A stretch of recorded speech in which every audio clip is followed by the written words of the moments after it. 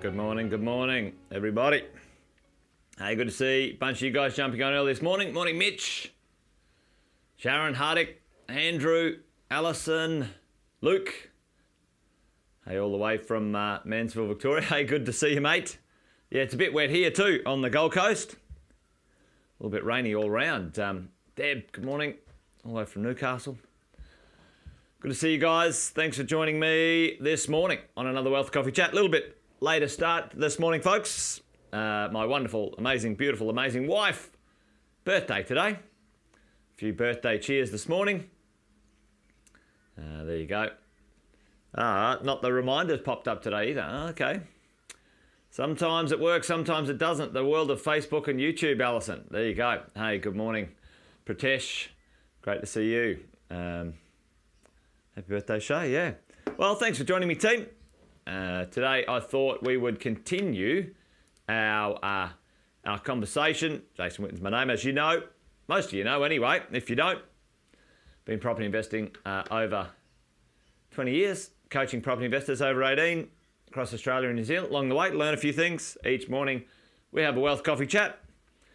Share a little bit of what we've uncovered by doing lots and lots of property deals and coaching lots and lots of property investors. Hey, we're going to continue our journey on the 7 plans. The 7 plans we talked about yesterday. If you didn't catch the 7 plans, go back to yesterday's conversation about the 7 plans every property investor must know. And plan number one is the acquisition plan, the action plan. This is plan number 1. We have to, if we want to be property investors, we need to buy properties. It's pretty straightforward and simple, folks. Sometimes we overthink it. I think often we overthink the acquisition plan because we think there's a perfect property. And let me tell you, right now, team, there is not a perfect property anywhere on this planet. Not a perfect property at all. They're all different. And to be honest, a good quality property in a good location in a good city is good enough for us as passive income desiring property investors and our future, right? Number one issue I see with property investors waiting around for the perfect property and the perfect time and the perfect bloody whatever, it never comes along. It's bullshit. Number one rule with the acquisition strategy is get on with it, buy well, never sell, or the buy well part is the part of the acquisition strategy. So we're going to talk about that this morning, so stick with me. We'll have 10 or 15 minutes together and talk about this conversation. How does it work? Pretty simple. Think about what your income is today and say, all right, if I didn't have any other debts, what is your income today? If my income is $100,000 and I had no debts, your home mortgage is paid off, I don't have any other debts or problems or challenges, your kids are left home, expensive little buggers. How much do you want to live on? How much would you like to live on when it comes to the idea of a passive income in the future? Because this reverse engineers back to our acquisition strategy. How many properties and by when? Okay, the quicker we get them done, the quicker they start to compound and give us our outcome. Hey, morning, Andrew and Sean and Kylie. Good to see you guys on. So, the idea, you're sitting there at home, you go, right, at the moment, my passive income, my income I desire is 100K, or at what we call a minimum, this is our need income. That's the income we need to replace with passive income, let's say, of property in the future. All right, and then maybe we say, all right, I wouldn't mind 50K more. I wouldn't mind 50K more. And we go needs, wants, dreams. And if we add that up, we go, right, what's it going to take for us to create a $200,000 income, team? $200,000 income for us in the future. When we are property investors, if we're thinking about property investing and we're thinking, all right, what's it going to take for us to create a $200,000 income let's go through what this might look like. Okay, and you can do any version of this you want. You can start at 50 there, you can add 20, whatever you want to do. Let's take a look at what this might do. Now, for some of you guys, you already know some of this mathematics, but let's do it again. Let's do it again. And I'm going to say at a 5% income, on the property. Now, you could drop this to 4%, you can increase it to 6%, whatever you want to do. This morning, we're just going to work through some numbers that are simple and structural as we go along. And Luke's already done it. Boom. He's cut to the chase. It's going to take up the top here in property value terms or thereabouts. This is not exact, but thereabouts. It's going to take $4 million worth of real estate, add a 5% rental return, creating a $200,000 income.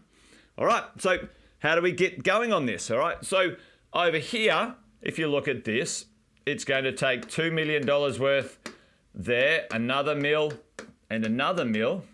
Actually, I'm going to do that in another color so we can sort of start to see what that might look like. So let's look at this. So, 2 mil, 1 mil, 1 mil. Culminating in that 4 million over here. What is it going to take over here when it comes to the number of properties? You know, let's have a bit of a look at it. On average, at the moment, you know, the average decent property is around about the 600 to 650.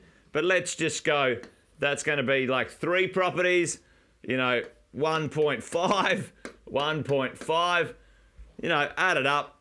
You're going to be looking at about 6 investment properties. And I always say, you know, it's between 5 and 7 investment properties often when you're building your property portfolio. So if you're sitting there right now and you go, right, what's my acquisition strategy? Which property should I buy? Should I buy a house or apartment or a unit or a townhouse? Wrong questions. Wrong questions. They are the last questions we're asking, ladies and gents, team. What you need to know is how many properties do you need to create the income you desire into the future, and when do you want to do it? Right? When do you want to do it? Do you want to take the next 20 years doing it? Or do you want to get it done in 3 years or 4 years or 5 years? Tell me in the chat, what do you want to do? Do you want to wait 20 years to get 6 done? Or do you want to do 1 a year for the next 6 years? What do you think would be more beneficial to you as a property investor? Because the sooner and the quicker you can purchase your property portfolio ASAP, boom. All right, team. The idea is get it done as quick as possible and always be ready to buy if you can be, okay? So we have our basic idea. And listen, if you were coming along this morning expecting a bit of rocket science conversation, well, I'm going to sadly disappoint you because it's not rocket science. If you can borrow and you can buy, well, buy a good property and keep it for as long as you can, if not forever. That's the simplicity of the conversation. Everything from there becomes complicated because we overthink it. Deploy your capital as soon as possible. Boom. Absolutely, Alison. So here we go. We've got our simple plan. We want 6 properties. It's going to take about 4 million of borrowing and acquisition. If you think about this up here, you know, if you have a look at what total capital in are we going to need? What total capital in are we going to need to get a $4 million portfolio underway? Now, if you borrow at 90% across all of your properties, you need about 600K if you were going to do it all in one day. All right, today, if you had 600K, you could get that done today. Okay? But what do you need to start? Usually you need to start at the moment, about 150. Okay? About 100 to 150. And you can repeat that 150, 200, 3 to 4 times over the next little bit. So it's going to be about 600K in or 600K of equity in the market. delivering $400 million, 400 million, that'd be awesome, $4 million worth of real estate exposure, which is fantastic. And then the secret team is to leave it the bloody hell alone. Seriously, buy it, keep it, get a hobby, leave your properties alone. Good properties, get a good manager, take care of them, away we go. Now, hopefully that makes sense as we get our stuff going here. I do get this question, how do we go about choosing where we are? So there's a few rules. There's a few rules for us, and we like the idea of a few rules. The concept of diversifying.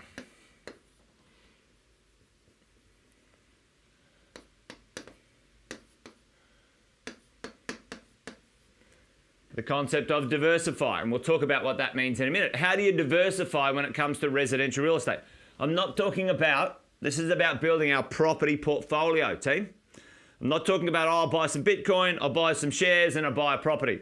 That's not what I'm talking about. I think that may have a place in people's investment portfolios, but if you're talking about your property portfolio, boom, Hardek's been reading Sam's book, 5 City Strategy, absolutely.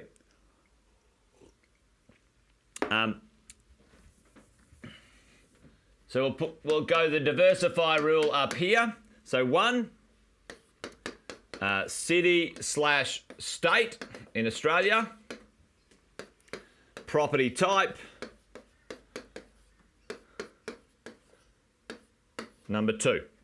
Okay, there's 2 versions of the world how we diversify as property investors. City and state, how does that work? Okay, well, I have a bit of a basic rule. I prefer 3 different states/cities. Okay? Why do we like 3 different states/cities? Queensland, Victoria, New South Wales. Queensland, Victoria, South Australia. Queensland, Victoria, Perth. There are 2 massive cities, powerful cities in Australia. You've got to have one of those. And what are those 2 cities? What are the 2 major powerhouses of this country and its economy? Team, put that in the chat. Put it in the chat. Where's the powerhouses? All right, tell me, where is a powerhouse city that you will not have a problem with long term? All right, it's pretty easy. Australia doesn't have that many cities. Imagine being in America. All right, Sydney and Melbourne, boom. You got Sid, and you got Melbourne, okay? Now, if you don't have one of those in your portfolio right now, get on with it, all right? The best place right now to buy, because of the COVID bash-ups, is Melbourne, actually. Melbourne is absolutely fantastic value. It's still compressed when it comes to its rents, but as you guys know, and we're going to talk about this next week, actually in 2 weeks' time, preparing for the great rental boom. But like Alison said here, some of us can't get into those cities because it's too expensive or the yields aren't high enough. Okay, so then what do? We start with the secondary cities. So what are the secondary cities in Australia? What are the 2 powerhouse secondary cities in Australia that actually have excellent economies, team? Tell me in the chat right there. I'll do it. So it's Brisbane and it is Perth, and I'm going to put Canberra in there. Right? Brisbane and Newcastle is good, Deb. Newcastle is certainly an affordable extension of Sydney, team. So we these days sort of say Newcastle's really kind of a suburb of Sydney. I like Newcastle a lot. It's a great city. And some of those cities, I would say, Sunshine Coast and Gold Coast are connected to Brisbane as well. So, yeah, you've got Perth and Brisbane, 2, 1.5 million people cities that are going to grow significantly. Brilliant. yeah, Hardick, Perth is an interesting city. It's certainly showing some fantastic buying signals at the moment, but it's been in the doldrums for 10 years, all right? So, and the thing is, and I'm glad you put it up, Hardick, we actually have lots of choices. Brisbane, feeder cities like Geelong, yep, some of those cities like Geelong are pretty good. Just be careful, if you're going to go to, Geelong, folks, and pay $650 for something down there, then, maybe just check how close you can get to the city for the same money and what you're exchanging, okay? So, you guys get this. Ladies and gents, like, a lot of people think it's cheaper to go to the regionals, and it's not. It's not. Yeah, I don't like the regionals. I've been there many years ago, 20 years ago, and these days, I mean, a house in Sydney was 500, and you could buy a house for 100 grand, maybe even 50 grand in a regional when I first started. Ladies and gents, now some of the regionals are more expensive than the cities. It doesn't make any economic sense, especially when you analyse their local economies, okay? Travelling tourism economies, sometimes you've got to be careful of. Hardick, Perth, listen, Sam's going to talk about Perth next week or the week after with Dr. Andrew Wilson. It was locked out of the property boom in Australia, team. So, maybe there's some opportunity there, who knows. But you're getting the picture. You understand what I'm trying to say, right? And then the property type, we diversify with an apartment, a townhouse, or a house. Okay? Don't make it more complicated than it needs to be, ladies and gents. Team. You've got a budget, call it 600. You've already got one in Melbourne, so buy one in Brisbane. You want to get closest to the best infrastructure as possible. I would prefer you to buy newer properties because it's so much easier at a distance than older properties. But, some people debate that, which is perfectly fine. Get on with it. You just don't overthink it. I can tell you right now. Boom. Your second one in Canberra. We're crushing it in Canberra at the moment, Hardick. My properties in Canberra are like going gangbusters as we go. Steve, Maroochy's a good spot. There's some great stuff, and I would say that's give it a couple of years. It's connected to, but by the Olympics, Maroochy's going to be connected to Brisbane, significantly with all that infrastructure. So, think about it, team. Brisbane's 100% on target to have basically, Noosa to Byron Bay as the catchment area, the livability area of that city. So it's going to be great. Southeast Queensland, we're massive fans of Southeast Queensland for a 10 to 15 year future. So make sure you get on it. Yep, overthinking leads to analysis paralysis. So. I have, and we don't have time today, but I'm just going to quickly show you something here.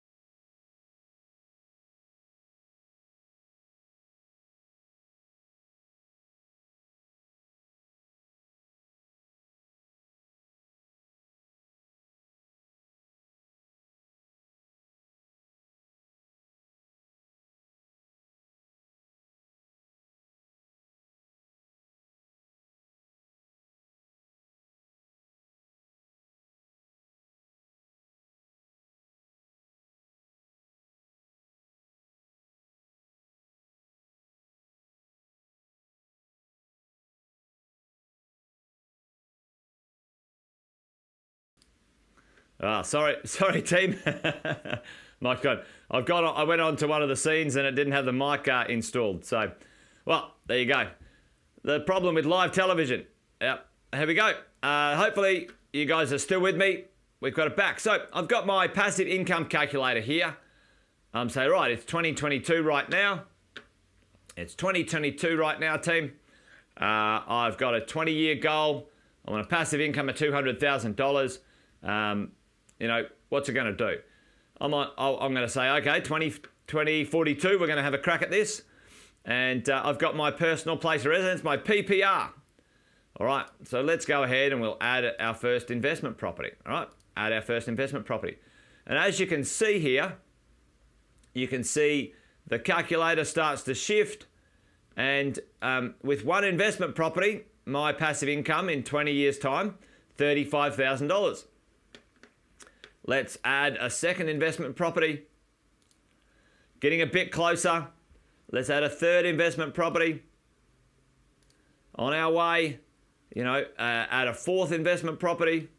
Fantastic. And add a fifth investment property. Happy days, right? So now I've just quickly showed you the calculator here, and there's a lot of. Give me a shout out. I think I just fixed the audio, team. So let me know if it's fixed a bit or I've been just talking to myself.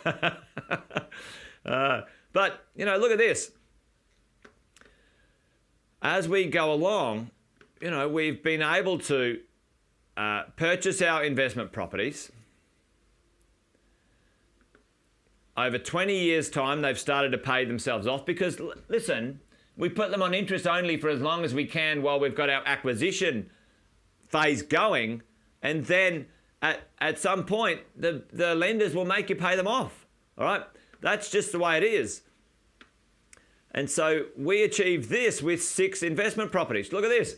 Now, if we go back here,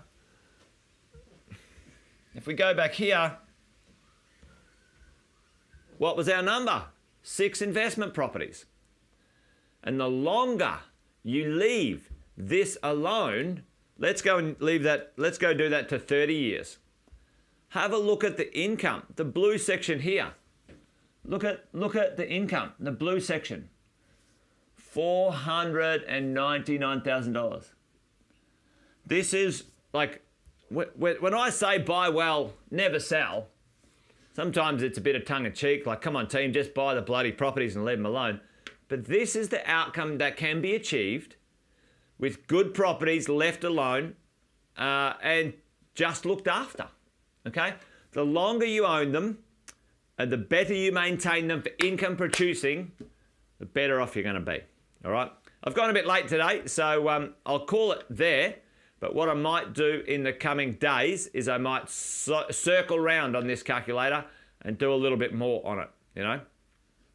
And I haven't even added, and I'll do this at the end of the 7 plans. We have a plan at the end called the acceleration plan.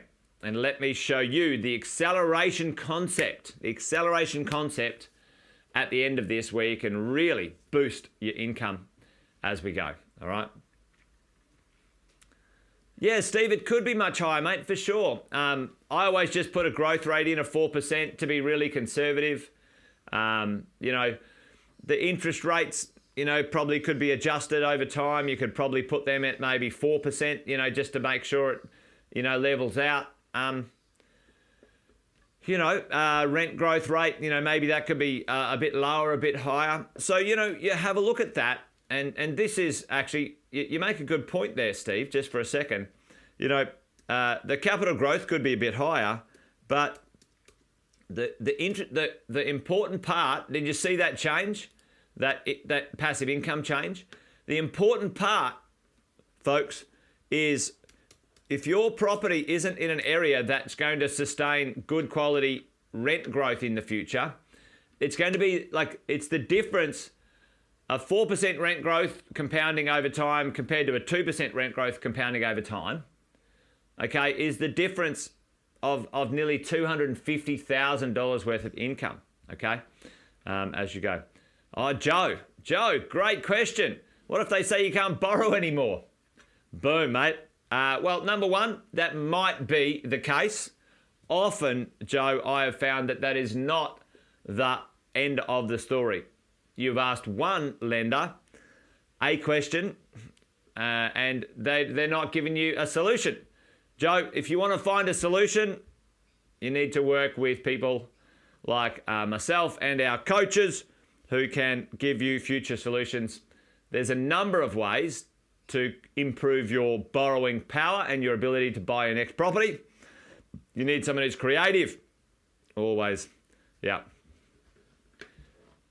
Steve, in the Facebook group, it's in the Facebook group downloads. So make sure you have a little look at that, Steve. It's in there. All right, team, I've gone way over today. I love these calculators. Thanks for hanging out with me this morning. Hopefully you guys get some value out of the chats. I'll try and get myself back here. Okay, here we go. All right, that's it. Wealth Coffee Chat done and dusted. You guys be awesome, be well. Join me tomorrow for another Wealth Coffee Chat on Friday. Thanks, team. Bye-bye.